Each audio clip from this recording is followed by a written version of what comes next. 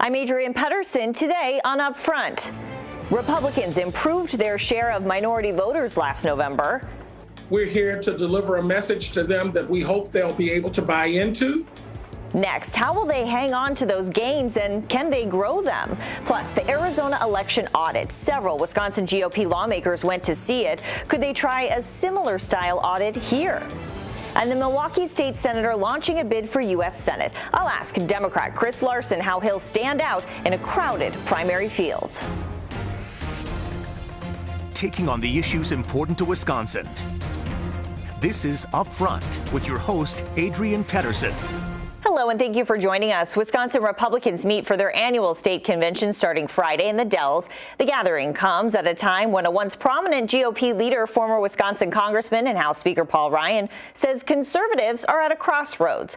Ryan did not name former President Trump, but he said if conservatives depend on the populist appeal of one personality, they're not going anywhere. Former Republican Governor Scott Walker told us something similar.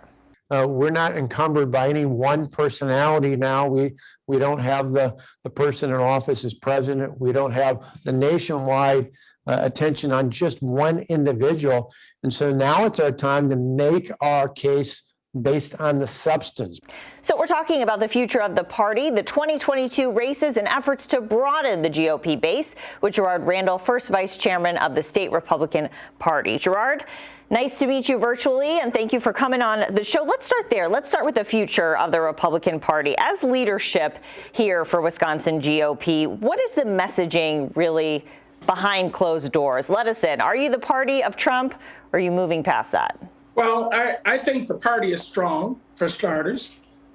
We have made some significant inroads across the state, particularly in communities of color. We look to strengthen that outreach to those communities. I think we have some work to do with elements of our base. We have work to do on college campuses in suburban areas. And I think our message that we'll carry to them is the traditional Republican message of strong families, entrepreneurship, safety, and also to make sure that we, on the national level, secure our borders, reduce the element of drugs that are coming into our country, a pro-life agenda that certainly we expect the Supreme Court will take up within its next couple terms. In terms of Republicans here in Wisconsin, I mean, what do you want? Do you want to see President Trump run again? There are some people who do, but I doubt that he will run. And we have certainly a number of candidates on the national scene that have ignited the excitement of members of the party, even those that would probably opt to support President Trump were he to run again.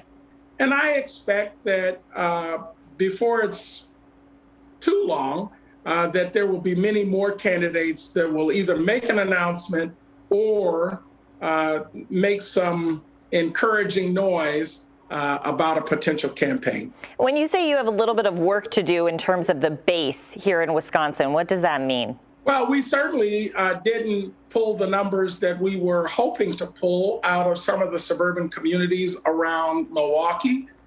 We've got a lot of work to do in Dane County, where there were overwhelming numbers of new voters and voters that turned out for the Democratic Party ticket. Those are just two places where I know we'll be focusing some energy. When it comes to the midterms, Democrats working hard to unseat Senator Ron Johnson. Do you think he'll run again? I hope he'll run again, and I believe that he will. Well, what about when it comes to the governor's race? Who do you think can beat Governor Evers? Well, we've already begun a lineup of potential candidates that I think will all be well-financed. I think they will have a strong message because many of them have been testing their messages over the last year.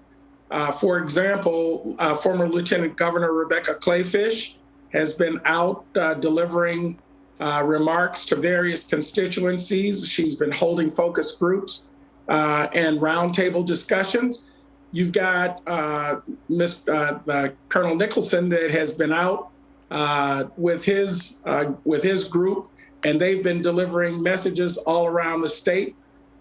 you're going to have former Chief of Staff to Governor Tommy Thompson, Bill McCoshen, that will be making some announcements, I'm certain, soon about a potential candidacy.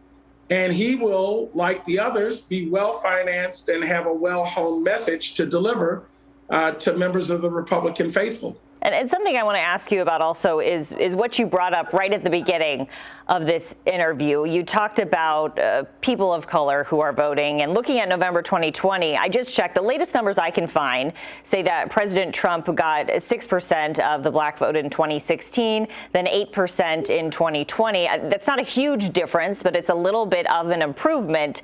How do you plan to keep that going with minority voters? Well, it certainly was an improvement over 2016, especially given the amount of money that was poured into various communities to tamp down support for President Trump among people of color. And so the way that we look to sustain that is by getting our message out sooner, getting our message out persistently, and making sure that those who carry our message are able to have influence in those communities. Where we failed in places like Georgia is that we didn't have the number of surrogates or canvassers that were out that had the respect of people in those communities to carry the Republican message. And I think we'll do a much better job of that here in Wisconsin and around the rest of the country. Well, when talking about the field office, the state Republican Party opened its first field office in Milwaukee ahead of the 2020 election. At the time, Chairman Hitt called it a long-term play. So looking long-term, what are your plans for Milwaukee? I mean, that's a tough sell.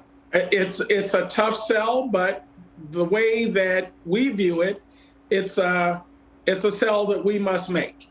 And by having our offices there, certainly through the next election in 2022 and beyond, we are looking at how we can demonstrate to the people who live in the Milwaukee area that we're here to be of service to them. We're here to deliver a message to them that we hope they'll be able to buy into. And we're here to have people that are going out into the community from that office, delivering a strong Republican message that we think a lot of people will find attractive. And last thing I want to ask you, so next weekend with the convention, should we expect any big announcements? I don't plan to have any big announcement, but my guess is that there will be a number of potential candidates for statewide office that will certainly be there to drum up support for their campaigns. And hopefully, Senator Johnson will declare one way or the other whether he's in or not. Okay, well, we'll be watching, and I'm sure a lot of people will too. Gerard Randall, thank you. Thank you. Our conversation continues now on our website, where I'm asking him how Republicans appeal to voters of color when critics say they are pushing legislation that would suppress minority votes. You'll find that on the upfront section of WISN.com. Our editorial partner, WisPolitics.com, will have coverage of the state Republican convention. You can find that on the GOP convention blog at WisPolitics.com. Coming up, Milwaukee State Senator Chris Larson on his bid for U.S. Senate. And later, several Wisconsin Republican lawmakers went to Arizona to observe the election audit. I'll ask a Capitol reporter whether a similar audit could happen here.